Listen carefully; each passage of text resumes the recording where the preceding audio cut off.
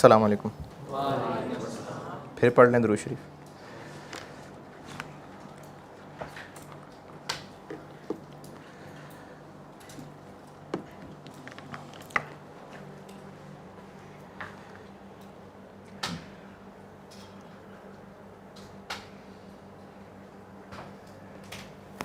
ये एक मैंने एक्रूअल प्रीपेमेंट पढ़ाने के बाद एक अकाउंट बनाया था और नॉन प्रॉफिट में इसको काफ़ी यूज़ किया है। ओपनिंग प्रीपेड है तो इस साइड पे, एक्रूड है तो इस साइड पे, एक्सपेंस फॉर द ईयर इधर,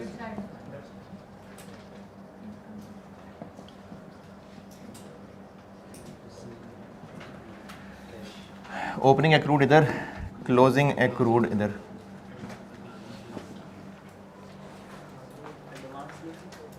है जी इधर? नहीं ये एडवांस नहीं, ये तो पेबल है ना।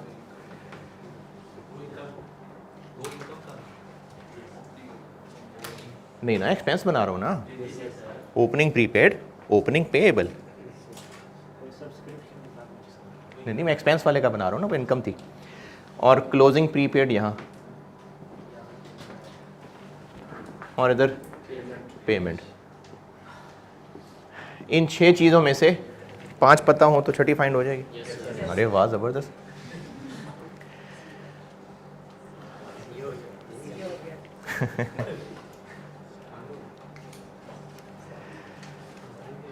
अच्छा, इसमें एक पॉइंट समझाने से पहले आपकी अकल से टेस्ट करता हूँ। सवाल लिखें, समझाए बगैर मैं पहले आपको टेस्ट कर रहा हूँ। सवाल लिखें।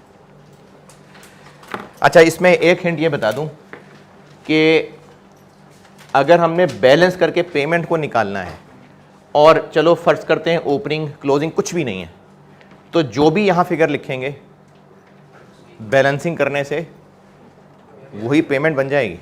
यानी जो भी यहाँ लिखने वाले हैं आप, बैलेंसिंग करने से उसका इफेक्ट पेमेंट में आना है। ये तो मैं और सिंपल करके कह रहा हूँ कि ओपनिंग क्लोजिंग फर्ज करें कुछ भी नहीं है, तो फिर तो जो भी एक्सपेंस होगा वही पेड होगा ना। लेकिन ये बात फिर बता रहा हूँ, इस बात की एहतियात रखिएगा कि आप जो भी फिगर यहाँ लिखने वाले हैं उसका इफेक्ट पेमेंट में आ जाना है। सवाल लिखें।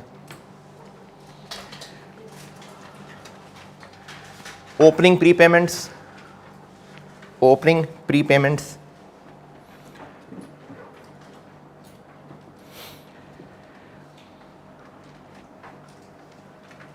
$37,000, 37,000। Closing prepayments, closing prepayments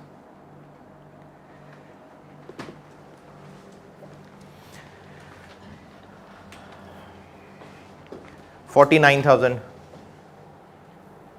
49,000। Opening accruals, opening एक्रूअल्स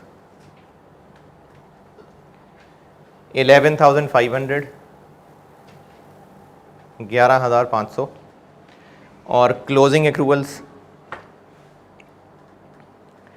16,200, 16,200।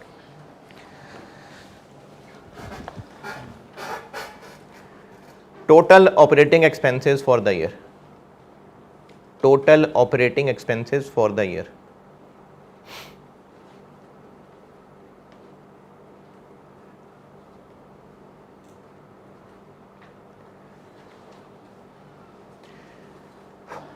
$740,000, 740, 7,40,000।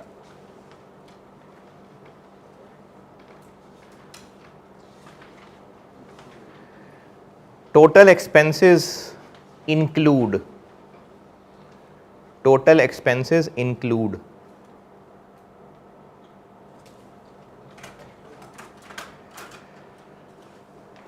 अच्छा, अब इंक्लूड के बाद 2 नुक्ते और उसके बाद कुछ आइटम्स बताने लगा। इंक्लूड का मतलब है कि जो मैं इसके नीचे लिस्ट बताने लगा हूं बस यही है टोटल एक्सपेंसेस में, वो शामिल है। अगर मैं कहता ना टोटल एक्सपेंसेस कंप्राइज ऑफ, फिर जो लिस्ट बताता बस वही होते। तो अब जो मैं इस इंक्लूड के बाद कुछ लिस्ट बताने लगा हूं, ये कुछ चीजें हैं जिनका जिक्र कर रहा हूं। उनमें पहली चीज है depreciation expense. Depreciation expense 50,000, 50,000। Bad debt expense, bad debt expense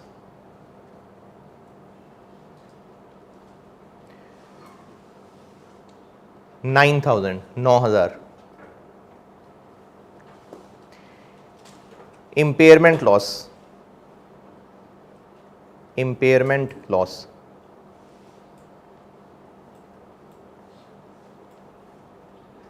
6,000, 6,000।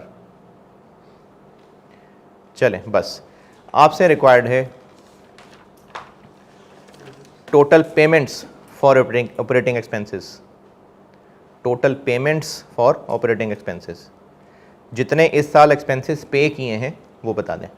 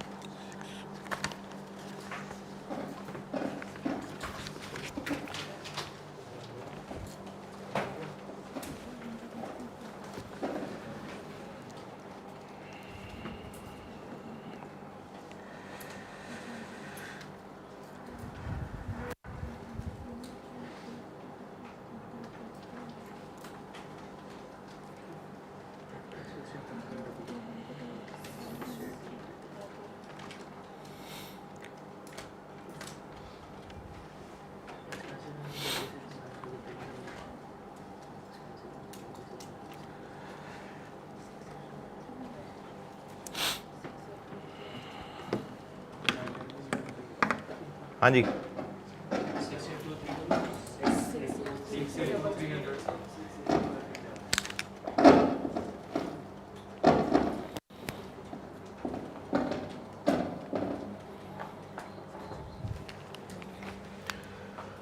Opening prepaid कितना?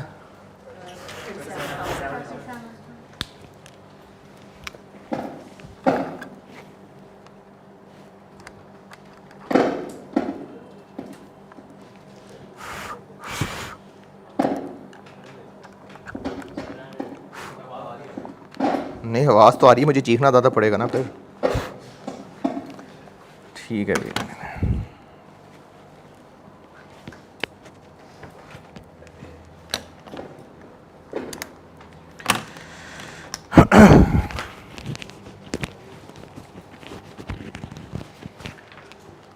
ओपनिंग प्रीपेड कितना?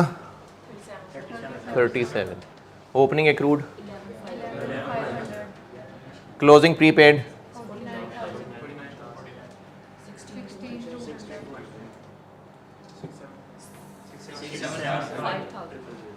740,000 क्यों नहीं? क्यों क्यों? अगर मैंने यहां 740 पूरा लिख दिया तो उस पूरे का वजन इधर पेमेंट्स में आ जाएगा, जबकि डेप्रिसिएशन को पे होने वाली चीज थोड़ी है, इंपेयरमेंट लॉस को पे होने वाली चीज थोड़ी है, बैड डेट एक्सपेंस पे नहीं होता। तो बैड डेट एक्सपेंस हो गया। इसी तरह investment property, fair value model, तो उस पे अगर फेयर वैल्यू का लॉस हो रहा है तो वो कोई पैसे दे रहे हैं किसी को? इसी तरह से PPE, loss on disposal, 20,000 book value वाला एसेट 15,000 का बेच दिया तो 5,000 रुपए दिए किसी को। ऐसे एक्सपेंसेस जिनका कैश से नहीं है ताल्लुक, अगर वो इस फिगर में इंक्लूडेड हैं, उनको माइनस करके फिर इस वर्किंग में लिखेंगे तो सही पेमेंट निकलेगी, वरना कैलकुलेटर थोड़ी मना करेगा कि क्या कर रहे हो आप। 740 लिखेंगे वो तो 740 के हिसाब से आंसर निकाल देगा। लेकिन अगर उसमें ऐसे एक्सपेंसेस फॉर द ईयर शामिल हैं जिनका ताल्लुक ही नहीं कैश पेमेंट से, तो उनको माइनस करके बाकी यहां लिखेंगे तो फिर सही पेमेंट निकलेगी। ये सारा काम क्यों कर रहे हैं? अभी वाली क्लास में भी मुझे उम्मीद है कि सब वर्किंग में ही गुजरेगी। ये सारी वर्किंग एक बार गुजार लें, आपके हाथ से पता चल जाए कि कौन सी फिगर मिसिंग है, कैसे निकालनी है, फिर मैं इसको कैश फ्लो के साथ कनेक्ट करूंगा तो फिर बातें समझ आएंगी। अभी बस हम सिर्फ डाटा से वर्किंग करते जा रहे हैं। तो अगर हमें इन एक्सपेंसेस की पेमेंट निकालनी पड़ी, इस वर्किंग में एक्सपेंसेस की फिगर जरूर लिखें, चाहे वो जिस भी नाम से दिए हो सकता है ऑपरेटिंग एक्सपेंसेस के नाम से लिखी मिले इनकम स्टेटमेंट में, हो सकता है admin expenses, selling expenses, other expenses, जिस भी नाम से हैं यहां लिखें, लेकिन उनमें से क्या निकाल दें? वो जो नॉन कैश चीजें हो, नॉन कैश कहना ठीक है, नॉन कैश, तो नॉन कैश आइटम उसमें से निकाल दें। वो फाइल फिगर्स माइनस करेंगे तो ये बच जाएगा 6। अब कैश निकलेगा 3। पेज 6 पे वर्किंग 3 बता दिया आपको, ये पढ़ लें। और उस वर्किंग 3 के नीचे मैंने 3 नोट्स लिखे हुए हैं, उसमें से तीसरा वाला पढ़ लें। पहला 2 पढ़ लें वैसे, लेकिन अभी समझा नहीं रहा। पेज 6 वर्किंग 1 2 3 ये तीनों हो गए। अभी मैंने वर्किंग 3 बताई है। वर्किंग 3 की शक्ल देख लें, यही है। और उसके नीचे जो मैंने नोट्स लिखे हैं उनमें से तीसरा वाला बता दिया, पहले 2 नहीं बताए अभी।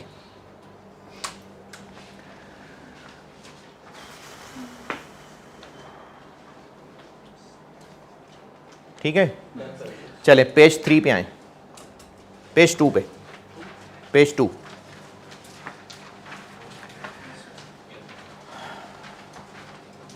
मिड से आगे जाके एक मैंने वर्किंग बनाई हुई है प्रॉफिट के लिए।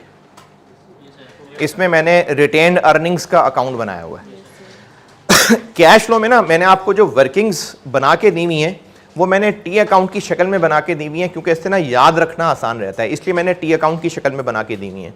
अदरवाइज अगर आप रिटेन अर्निंग वाला अकाउंट देखें तो ये जो सोसी में हम लोग रिटेन अर्निंग का कॉलम बनाते थे, ये मैंने वही बनाया हुआ है। सोसी में रिटेन अर्निंग्स का कॉलम। हैदर ये वाला माइक नहीं चल रहा यार। सोसी में कर लेंगे वो, इधर मेरी बात सुने। सोसी में रिटेन अर्निंग के कॉलम में ओपनिंग बैलेंस था, फिर उसमें डिविडेंड लेस हो रहा था, है ना, चेंजेस इन इक्विटी पड़ी है, उसमें रिटेन अर्निंग्स के कॉलम में ओपनिंग बैलेंस था, उसमें से डिविडेंड लेस हो रहा था। तो वही देखे मैंने इधर डेबिट साइड पे लिखा हुआ है डिविडेंड, और उसमें रिटेन अर्निंग्स से जनरल रिजर्व को जो ट्रांसफर हो रहा था वो रिटेन अर्निंग से लेस हो रहा था, यानी डेबिट, ये डेबिट पे लिखा हुआ है। जो सरप्लस से रिटेन अर्निंग्स में ट्रांसफर हो रहा था वो ऐड था, यानी यहाँ क्रेडिट लिखा हुआ है। फिर profit for the year add था। क्या उसका मसला था? कुछ भी नहीं किया।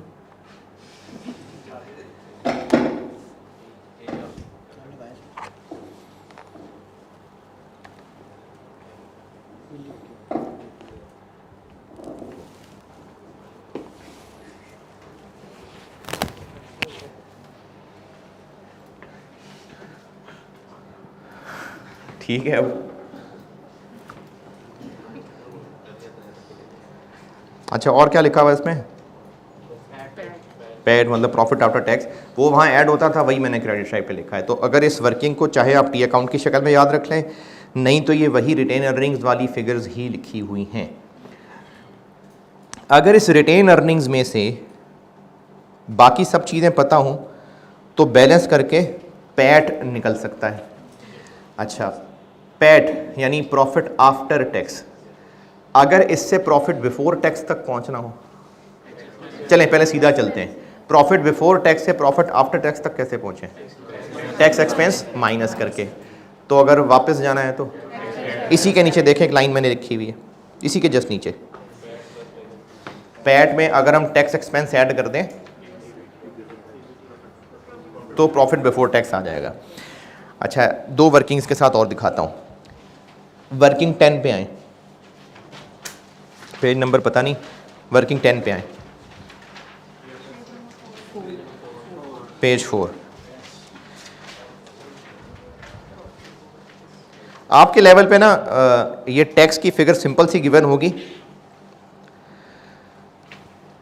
4 चीज़ें होंगी, और ठीक है बेटा रख लो, कर लो, सीधा कर लो। टैक्स बिल्कुल इसी पैटर्न पे, इस पैटर्न पे बनी हुई वर्किंग है। Opening tax payable, tax expense for the year, closing tax payable और tax paid during the year. Working है। अच्छा, एडवांस भी लिखा हुआ है, ठीक है, नहीं लिखा हुआ? हाँ लिखा हुआ, मैंने अभी मिटा दिया। वो जो प्रीपेड है वो एडवांस टैक्स, इधर ओपनिंग उधर, बिल्कुल इसी पैटर्न पे बनी हुई वर्किंग है। तो जो इस साल के प्रॉफिट्स पे पड़ने वाला टैक्स है वो टैक्स एक्सपेंस है, और जो गवर्नमेंट को हमने पेमेंट की होगी वो टैक्स पेड है। तो अगर हमें इनमें से ये सब चीज़ें पता हो, टैक्स एक्सपेंस निकाल सकते हैं, ये हो सकता है। ठीक है, एक और दिखाता हूं फिर सवाल करते हैं।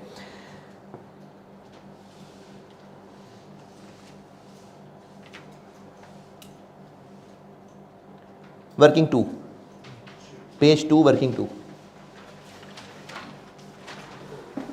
बिल्कुल एंड पे। डिविडेंड, ये मैंने आपको डिविडेंड पढ़ाया था।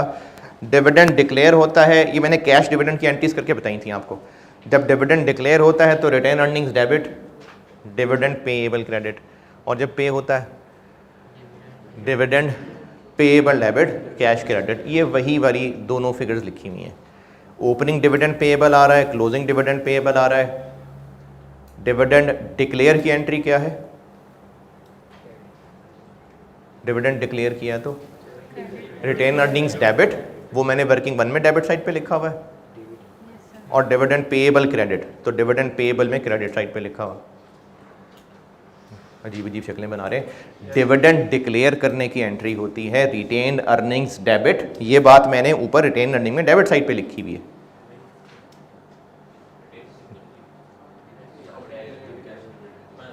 वर्किंग 1 में लिखा हुआ ना यार। और डिविडेंड पेएबल क्रेडिट, तो वो मैंने डिविडेंड पेएबल के अकाउंट में क्रेडिट साइड पे लिखा हुआ है। और जब डिविडेंड पे हो जाएगा तो dividend payable debit, cash credit, तो डिविडेंड पेएबल की डेबिट साइड पे पेमेंट नजर आ रही है। चलें, अब मैंने इन तीनों को मिक्स करके एक सवाल बनाता हूं। लिखें सवाल।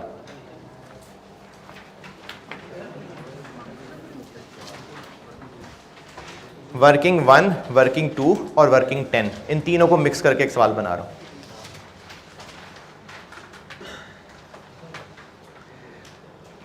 पिछली क्लास में और इस क्लास में ना मैं आपको सिर्फ और सिर्फ इतना सिखा रहा हूं कि अगर रिलेटेड चीज़ें कुछ मिसिंग हो, कुछ गिवन हो, तो मिसिंग कैसे फाइंड करना है, सिर्फ इसकी प्रैक्टिस कर रहे हैं हम।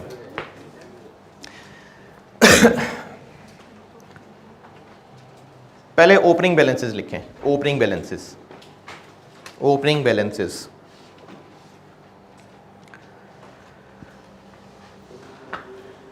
Retained earnings, retained earnings,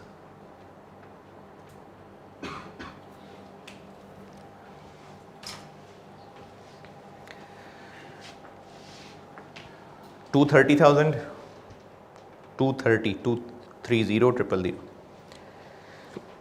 dividend payable,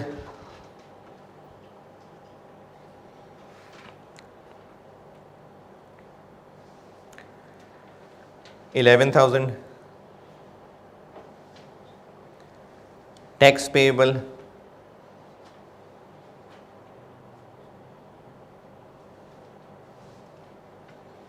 21,000.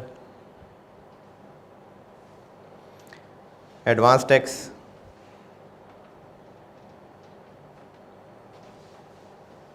4,500. चलें, ओपनिंग बैलेंसेस यही हैं, क्लोजिंग बैलेंसेस लिखें। क्लोजिंग बैलेंसेस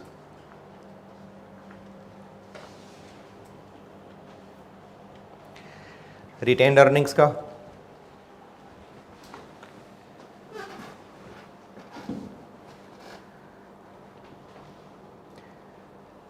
480,000,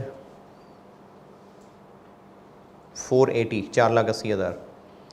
डिविडेंड पेएबल का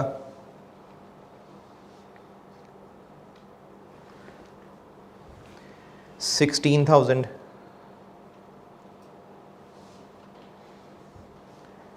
tax payable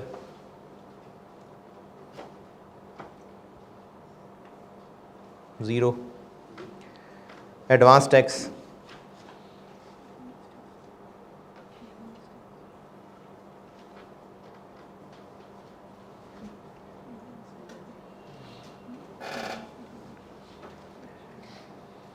6,000।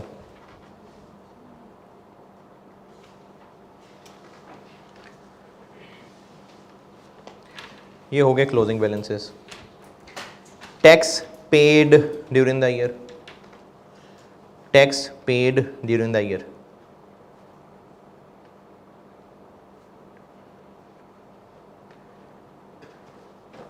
42,000, 42,000। Dividend paid during the year, dividend paid during the year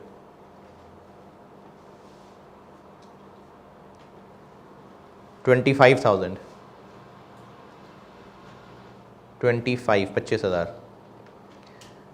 required है आपसे profit before tax for the year, profit before tax for the year.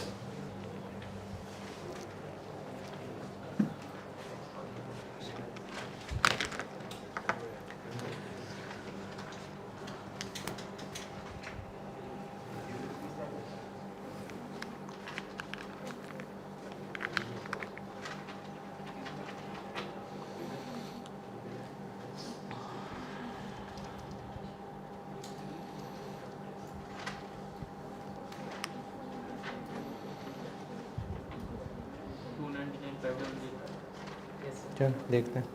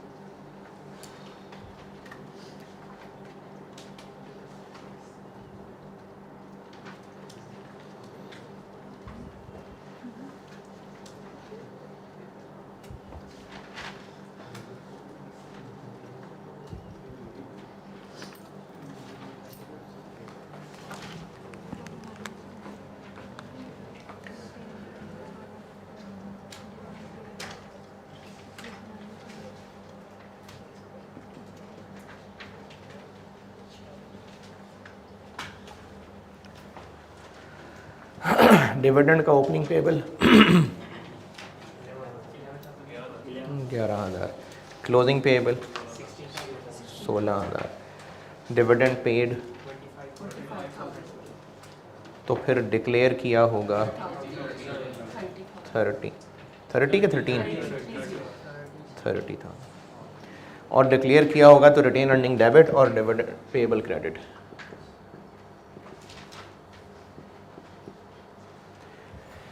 Tax payable का BD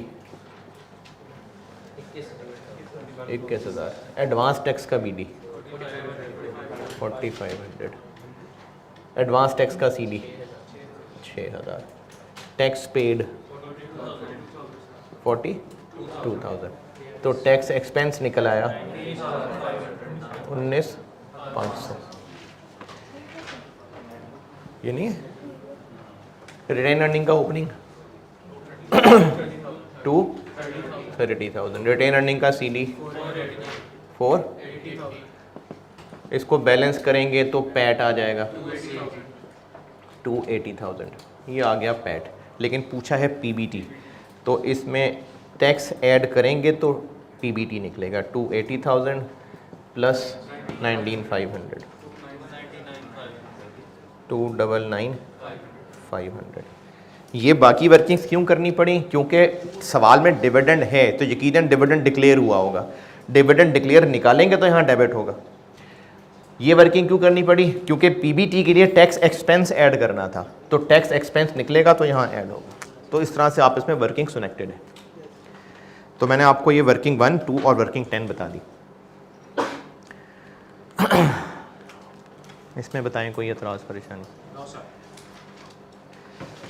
working 3 पे आए, इसको कर लें note.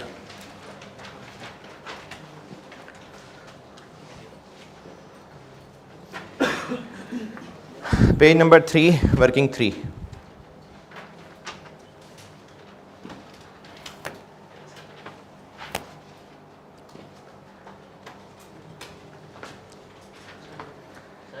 जी नहीं ठीक है, खैर। वर्किंग 3 में देखें मैंने ना 2 सेट्स ऑफ अकाउंट्स बनाए हुए हैं और ये आप सब जानी पहचानी चीज़ें लगेंगी। एक मैंने बनाए हुए हैं 3 अकाउंट्स जहाँ पीपी का अलग, एक्यूमुलेटेड डेप्शन का अलग और डिस्पोजल का, और एक मैंने बनाया हुआ है कि अगर एक्यूमुलेटेड का अलग ना हो और एसेट बुक वैल्यू पे बना हो तो वो मैंने 2 अकाउंट्स अलग बनाए हुए हैं। और इन सारी चीज़ों को देख लें, ये सब हम पहले पढ़ चुके हुए हैं। मेजॉरिटी चीज़ें IAS 16 पढ़ाते हुए पढ़ चुके हैं, फिर उसके अलावा कुछ IAS 23, कुछ IAS 40, ये सब वो बड़ा मैंने बनाया हुआ है। पढ़ लें चीज़ें, देख लें, सारी जानी पहचानी चीज़ें। इनकी प्रैक्टिस हुई है, बहुत हुई है। ये मैंने सारी वही चीज़ें लिखी हुई हैं। इनमें 1-2 चीज़ों में मसला आपको हो सकता है, एक बार पढ़ेंगे तो ही पता चलेगा क्या मसला है। वर्किंग 3 सारी देख लें, ये सारी चीज़ें मैं आपको कहीं ना कहीं मुख्तलिफ चैप्टर्स में पढ़ा चुका हूँ।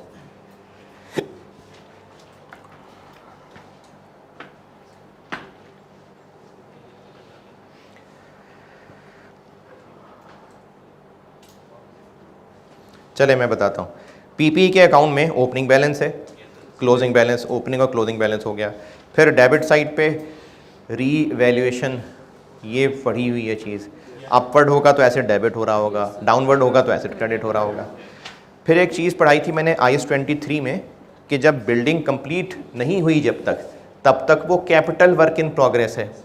वर्किंग 11 में जाए, वर्किंग 11 पे चले जाए। वर्किंग 11, जब तक कंस्ट्रक्शन पे खर्चा हो रहा होता है तब तक हम capital work in progress debit करते जा रहे होते हैं, और जब वो बिल्डिंग कंप्लीट हो जाएगी तो capital work in progress credit हो जाएगा और पीपी डेबिट हो जाएगा। ये मैंने वर्किंग 11 के अंदर देखें किया हुआ है। साल के शुरू में कैपिटल वर्क इन प्रोग्रेस का कोई ओपनिंग बैलेंस हो सकता है, साल के दौरान जो उस पर मज़ीद खर्चा हुआ मज़ीद डेबिट हो गया, साल के दौरान कोई बिल्डिंग कंप्लीट हुई तो यहाँ से क्रेडिट हो गई और वो पीपी डेबिट हो गया, जो वर्किंग 3 में डेबिट हुआ नज़र आ रहा है। वर्किंग 11, चलें वर्किंग 3 पे आए। फिर इसके अलावा हो सकता है इन्वेस्टमेंट प्रॉपर्टी से ट्रांसफ़र इन ट्रांसफ़र आउट हुआ हो, ये IAS 40 में पढ़ाया था। पीपी में ट्रांसफ़र इन हुआ है तो वो डेबिट साइड पे लिखा हुआ है, अगर ट्रांसफ़र आउट हुआ है तो मैंने वो क्रेडिट साइड पे लिखा हुआ है। चलें यहाँ से आगे चले जाएँ। वर्किंग कौन सी? 6, जाएँ वर्किंग 6 पे। इन्वेस्टमेंट प्रॉपर्टी, ये हम इन्वेस्टमेंट प्रॉपर्टी में चीज़ें सारी पढ़ चुके हैं। इन्वेस्टमेंट प्रॉपर्टी एडिशन हो रही है तो मज़ीद इन्वेस्टमेंट प्रॉपर्टी डेबिट हो रही है, कोई बेच रहे हैं तो क्रेडिट हो रही है। ईयर एंड पे अगर फेयर वैल्यू मॉडल पे रखना है तो फेयर वैल्यू गेन आ रहा होगा या लॉस आ रहा होगा। यही सब मैंने देखे वर्किंग 6 में बनाया हुआ है। ये वही सारी चीज़, ये सब मैंने ना जो कुछ पढ़ाया हुआ है वही मैंने यहाँ पर वर्किंग में समेटा हुआ है। बस सारी चीज़ें अपने अपने टॉपिक्स में पढ़ी हुई हैं। और ये कैश फ्लो इसलिए एंड पे होने वाली चीज़ है क्योंकि इसमें सारे टॉपिक्स मिक्स हो रहे होते हैं। वर्किंग 6, चले वर्किंग 3 पे वापस। एडिशंस मैंने ना 2 टुकड़ों में तोड़ा हुआ है, और उसको मैंने इसलिए 2 टुकड़ों में तोड़ा हुआ इसलिए का जवाब तो कैश फ्लो पढ़ाते हुए दूंगा। बस 2 टुकड़ों में ये तोड़ा हुआ है कि अगर एडिशन कैश पे हो रही है यानी पीपी डेबिट कैश क्रेडिट तो उसको मैंने कैश की लाइन के साथ लिख दिया, और अगर उधार पे ख़रीद रहे हैं तो पीपी डेबिट और पेबल क्रेडिट। तो उसको मैंने नॉन कैश कह के अलग लिख दिया। इसकी हमें ना कैश फ्लो में ज़रूरत पड़ेगी ये जानने की कि पैसे कितने दिए हैं, इसकी ज़रूरत पड़ेगी, इसलिए मैंने एडिशन को तोड़ के लिखा हुआ। और क्रेडिट साइड पे क्या है, डिस्पोजल, तो ये बचपन में पढ़ चुके हुए हैं सारा। तो ये पीपी का अकाउंट है। इसी तरह एक्यूमुलेटेड डेप्शन का अकाउंट है, जो कि एक्यूमुलेटेड डेप्शन और इम्पेयरमेंट का कंबाइंड होता है। तो वही डेप्रिसिएशन का ओपनिंग, क्लोजिंग, डिस्पोजल, डेप्रिसिएशन, ये वही चीज़ें आ गई। और डिस्पोजल के अकाउंट में भी बिकने वाले एसेट की कॉस्ट, एक्यूमुलेटेड डेप्शन, जितने का बेचा, और बैलेंस करके प्रॉफिट या लॉस। ये सब वो चीज़ें हैं जो पहले हम पढ़ चुके हुए हैं। इनमें से भी कुछ इन्फॉर्मेशन अवेलेबल हो और मिसिंग निकालनी हो तो निकाल सकते हैं। लिखें सवाल।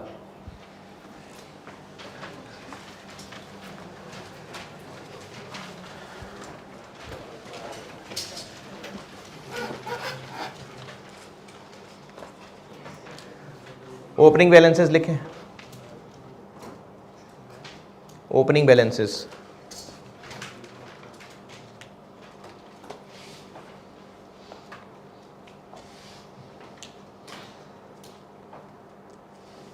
PPE net book value, net book value है पीपीई की। PPE property plant equipment, net book value.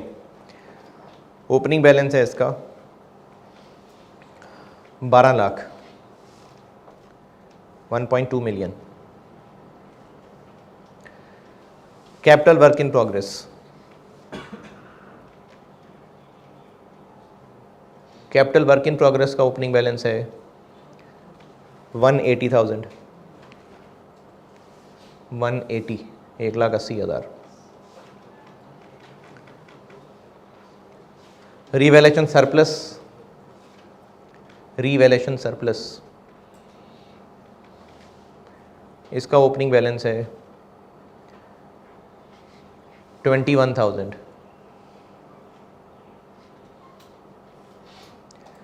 बस ये ओपनिंग बैलेंसेस हैं। क्लोजिंग बैलेंसेस लिखें।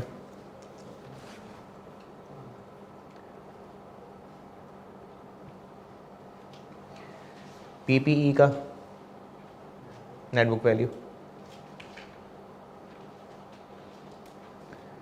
3.4 million, 3.4 million, 34 lakh. Capital work in progress का 120,000 और रिवैल्यूएशन सरप्लस का 46,000। चलें, ये हो गए ओपनिंग और क्लोजिंग बैलेंसेस। उसके बाद लिखें transfer from revaluation surplus to retain earnings, transfer from revaluation surplus to retain earnings. ये जो ड्यूरिंग द ईयर ट्रांसफ़र हुआ होगा सरप्लस से रिटेन अर्निंग्स को 7,000।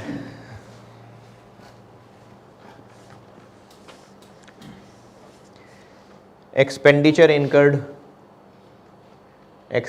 Incurred on capital work in progress, इस साल जो कंस्ट्रक्शन पे खर्चा किया है 150,000। एक मैंने बताया है ट्रांसफ़र सरप्लस से रिटेन अर्निंग, ये कहा है 7,000, 7,000। और एक मैंने लिखवाया है कि इस साल में जो कंस्ट्रक्शन पे खर्चा हुआ है expenditure on capital work in progress 150,000। Opening closing balances बता दिए थे मैंने। अब उसके बाद ये ड्यूरिंग द ईयर की चीज़ें बता रहा हूँ। Depreciation for the year, depreciation for the year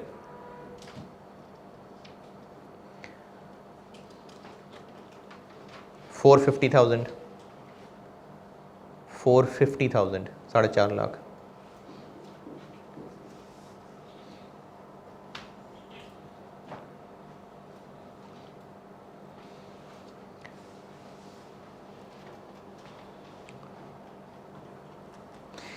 An equipment was sold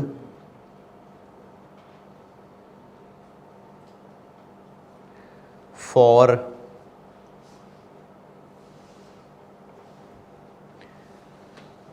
$125,000,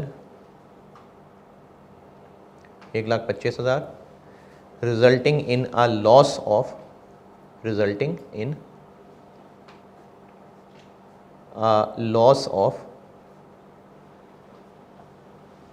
15,000, 15,000.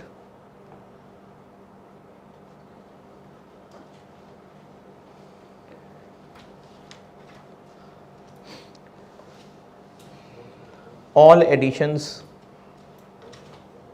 अच्छा ये ना लिखा होता ना, ये जो मैं अब लिखवा रहा हूँ, तो अंडरस्टूड ये ऐसे ही होगा, all additions made during the year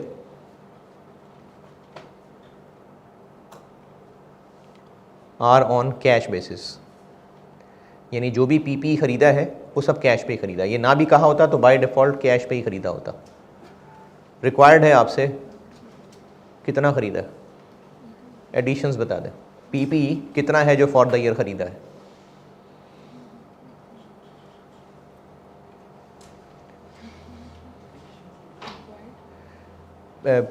editions during the year कि पीपी में एडिशंस ड्यूरिंग द ईयर कितनी है, ये रिक्वायर्ड है।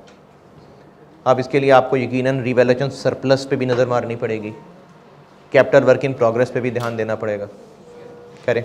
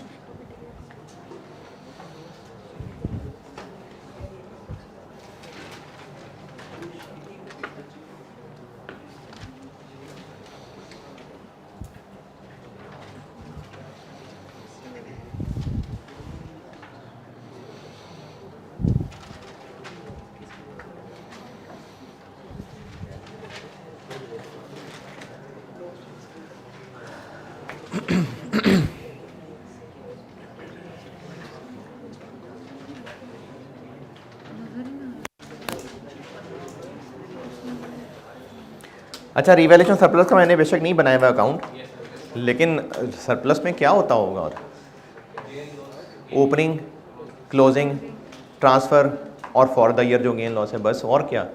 मूवमेंट इन सरप्लस 50 दफ़ा तो किया काम हमने यार। मतलब अगर आप ये नोट्स में ढूंढेंगे कि सरप्लस का अकाउंट किधर बनाया, तो नहीं बनाया मैंने, हैं? तब रिवैल्यूएशन सरप्लस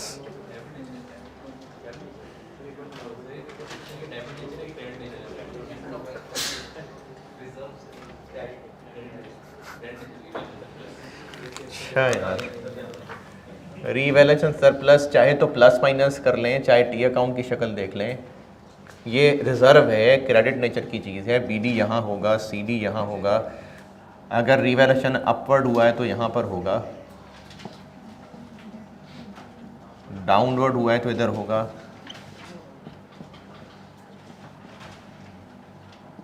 ट्रांसफ़र इधर होगा। चलिए, अगर लगती है ज़रूरत तो बना लें ये सरप्लस।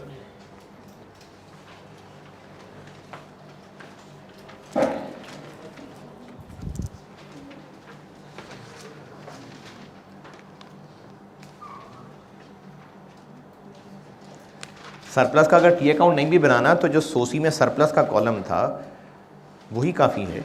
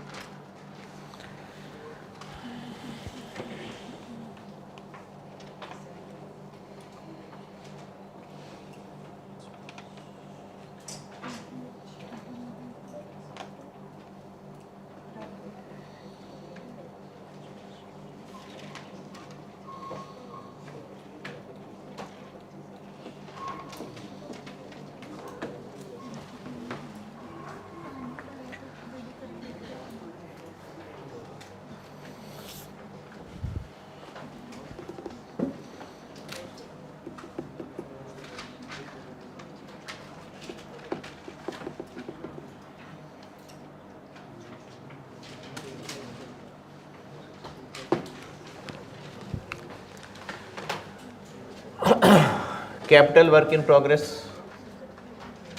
ओपनिंग कितना? 180,000। क्लोजिंग मजीद कितना खर्चा हुआ इस साल? 150,000। तो ये यकीनन मुकम्मल होकर ट्रांसफ़र हुआ होगा 210।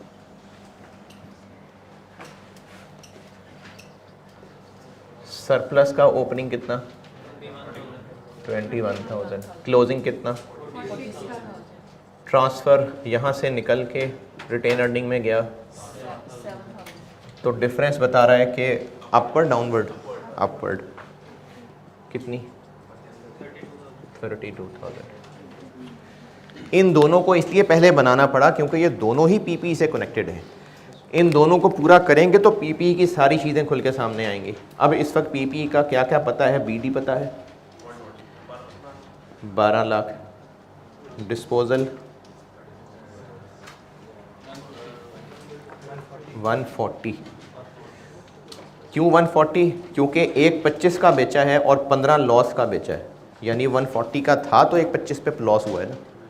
एक 25 का बेचा है, 15,000 लॉस हुआ है, तो सस्ता बेचा है तो लॉस हुआ है ना, तो उसकी बुक वैल्यू इतनी थी। डेप्रीसिएशन एक्यूमुलेटेड का अकाउंट क्यों नहीं बनाया? क्योंकि opening closing net book value दी हुई है। सीडी और क्या क्या पता है? ये पता है जो पीपी में आया है वहां से निकल के 210। ये रिवैल्यूएशन अपवर्ड हुई है 32। अब इसको बैलेंस करेंगे तो एडिशन निकल आएंगे।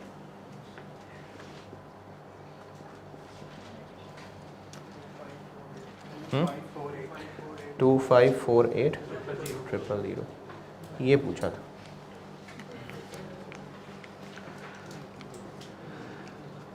ये जो मेहनत कर रहे हैं ना, ये कैश फ्लो के सवाल की ये सारी वर्किंग्स हुआ करेंगी।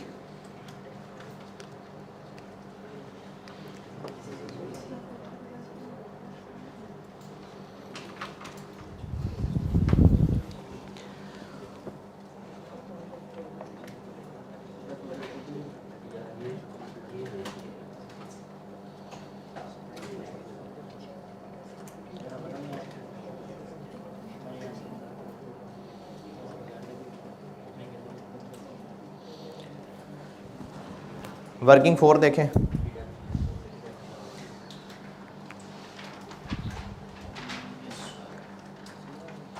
उसी एक्सपेंस वाले पैटर्न की बनी हुई वर्किंग है।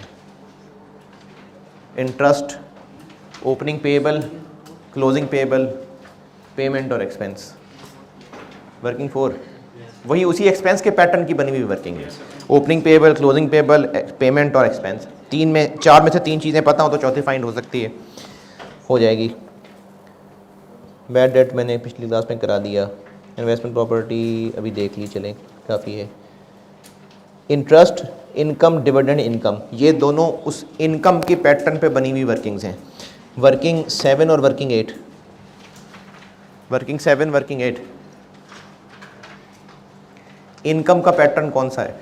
Opening receivable, closing receivable, receipts, income, ये दोनों उसी पे बनी हुई हैं। 4 में से 3 पता हो, एक फाइंड हो सकती है। वर्किंग 7 और वर्किंग 8 की बात कर रहा हूँ। वर्किंग 9, आईएस 20, गवर्नमेंट ग्रांट अगर हमने अलग से एक लायबिलिटी क्रिएट की हुई है तो ओपनिंग क्लोजिंग बैलेंस आ रहा है। दो ओपनिंग दो क्लोजिंग क्यों आ रहे हैं? क्योंकि उसको हमने करंट नॉन करंट में तोड़ के लिखा होता है। और अगर ग्रांट और मिली होगी तो cash debit, government grant credit, credit side पे आ रही है, गवर्नमेंट ग्रांट क्रेडिट। और उसको तोड़ तोड़ के जो इनकम बनाया होगा वो डेबिट साइड पे आ रहा है। तो इनमें से आपको सारी चीज़ें पता हो, एक मिसिंग हो, वो फाइंड हो सकती है, हो सकती है। टैक्स कर लिया, 11 कर ली, 12 सिंपल है। वर्किंग 13 देखें। वर्किंग 13 ये वो काम है जो हम सोसी में कैपिटल और प्रीमियम के कॉलम्स में करते रहे हैं। मैंने बस उसको वर्किंग में टी अकाउंट की शक्ल में लिख दिया। सोसी में कैपिटल के कॉलम में क्या क्या होता था? शेयर कैपिटल का कॉलम,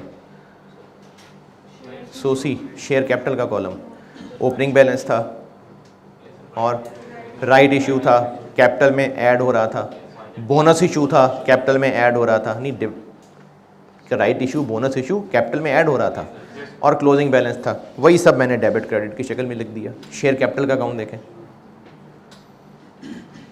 शेयर कैपिटल का अकाउंट। एक इसमें नई चीज़ लगेगी आपको, वो समझाता हूँ। शेयर कैपिटल वर्किंग 13, ये परचेज ऑफ पीपी समझाता हूँ। उसके अलावा ओपनिंग कैपिटल है, क्लोजिंग कैपिटल है, राइट इशू है, बोनस इशू है, तो वो कैपिटल में क्रेडिट। अच्छा, इसके ऊपर आने वाला प्रीमियम, नीचे देखें, प्रीमियम में credit.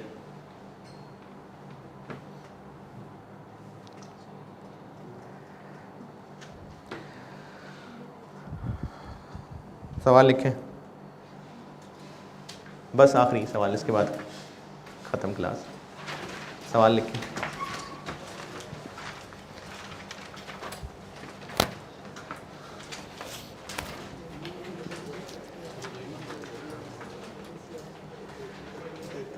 Opening balances, opening balances, share capital, share capital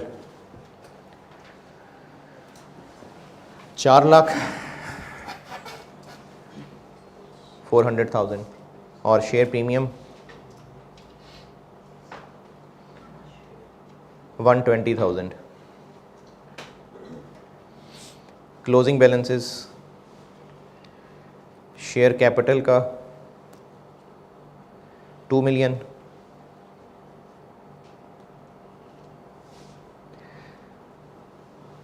अच्छा, शेयर कैपिटल के साथ ब्रैकेट में लिखिए ₹10 ईच। शेयर कैपिटल के साथ ब्रैकेट में लिखें ₹10 ईच। नहीं, शेयर कैपिटल की अंग्रेज़ी के साथ ₹10 ईच, यानी एक फेस वैल्यू ₹10। अच्छा जी, शेयर प्रीमियम का closing balance 560,000। 560,000 during the year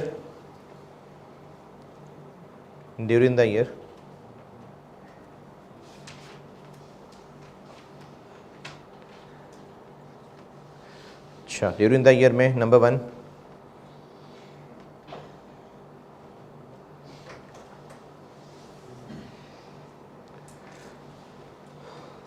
bonus shares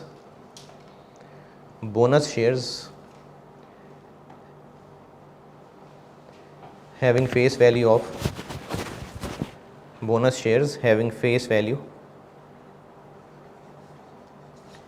of 50,000 were issued out of share premium.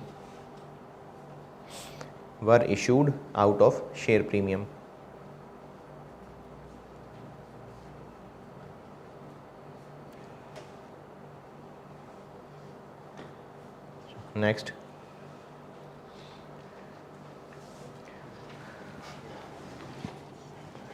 a machine having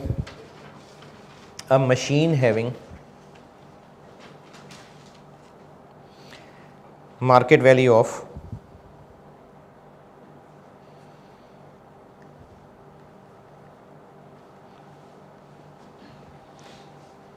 $220,000 2,20,000 was purchased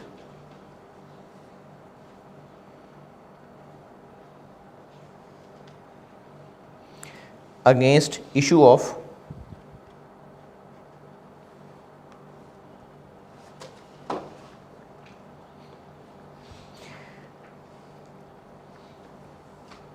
$19,000 shares. 19,000 shares. ये ना सीफैप लेवल का एक टॉपिक है IFRS 2, ये उसकी ट्रांजैक्शन है, लेकिन एक दफ़ा FR1 में टेस्ट हो चुकी है और मेरा ख्याल है शायद एग्जामिनर ने सोचा होगा कि कोई बात नहीं, बच्चा लॉजिकली कर ही सकता है इसको हैंडल, इसलिए ये मैं आपको सिखा रहा हूँ। अदरवाइज़ ये ट्रांजैक्शन एज सच सीफैप लेवल के टॉपिक की है। मुझसे रिक्वायर्ड है cash received on issue of shares during the year, कि ड्यूरिंग द ईयर जो हमने शेयर इशू किए उससे कितना कैश मिला, मुझसे रिक्वायर्ड है।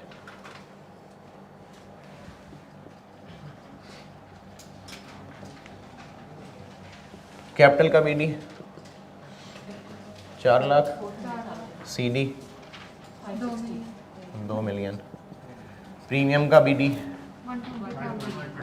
120, CD 560। बोनस इशू किए during the year out of share premium debit और share capital credit. Bonus share issue हो अगर प्रीमियम में से, share premium debit, share capital credit. During the year एक मशीन खरीदी, यानी मशीन डेबिट, पैसे नहीं दिए, इसके बदले शेयर इशू कर दिए, तो मशीन हम उतने से डेबिट करेंगे जितने की वैसे खरीदते तो मिलती। कितने की मिलती? 220। ये ना IFRS 2 एक टॉपिक है सीफैप 1 में, ये है असल में उसकी ट्रांजैक्शन, लेकिन कैश फ्लो में एक बार टेस्ट हो चुकी है, मुश्किल नहीं है इसलिए बता रहा हूँ। जो एसेट खरीद रहे हैं और उसके बदले पैसे नहीं, शेयर इशू कर रहे हैं उसको, तो एसेट उतने से डेबिट होगा जितने का खरीदते तो होता। शेयर्स कितने दे रहे हैं, इसलिए शेयर कैपिटल तो होगा क्रेडिट, क्योंकि शेयर इशू कर रहे हैं, तो वो हमारा शेयर होल्डर बन गया ना, तो शेयर कैपिटल बढ़ गया, इसलिए शेयर कैपिटल क्रेडिट होगा। लेकिन ये आपको याद होगी बात कि कैपिटल हमेशा क्रेडिट होता है फेस वैल्यू से। तो 19,000 शेयर्स दिए हैं 190, हमने 1,90,000 फेस वैल्यू के शेयर देके 220 की मशीन ले ली, तो बाकी 30 क्या है फिर, वो प्रीमियम होगा। तो अगर कोई ट्रांजैक्शन, कोई चीज़ें खरीदी जाएं शेयर्स के अगेंस्ट, तो उसको रिकॉर्ड करने का ये तरीका होता है कि जितने की चीज़ें हैं वो डेबिट, जितने शेयर इशू किए उनकी फेस वैल्यू क्रेडिट, और जो एक्स्ट्रा है वो प्रीमियम। तो इस ट्रांजैक्शन को यहाँ पोस्ट करूँ तो कहाँ कहाँ, कैपिटल में 190 और प्रीमियम में 30। अब हमें इनको बैलेंस करके पता चल जाएगा कि इस साल मजीद राइट शेयर इतने इश्यू किए थे।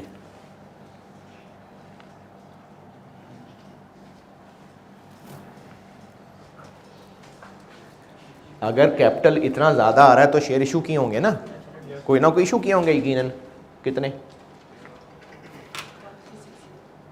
13 नहीं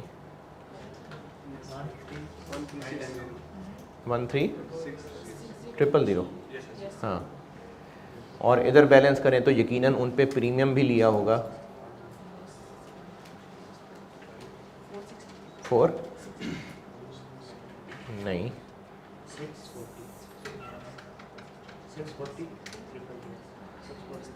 460, ठीक है ठीक है।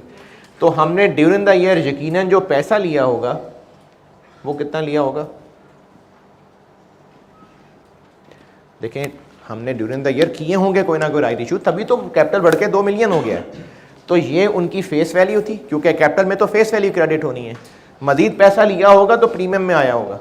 तो टोटल ड्यूरिंग द ईयर कितने हमने कैश के ऊपर शेयर इशू किए होंगे, कितने रुपए लिए होंगे, ये पूछा था रिक्वायरमेंट कि इस साल जो शेयर इशू हुए अगेंस्ट कैश, तो टोटल कितना कैश मिला, ये रिक्वायर्ड था। अगली क्लास में इंशाल्लाह मैं इसको ना कैश फ्लो से रिलेट करता हूं कि ये सब हम क्या कर रहे हैं। ठीक है जी, अल्लाह हाफिज़।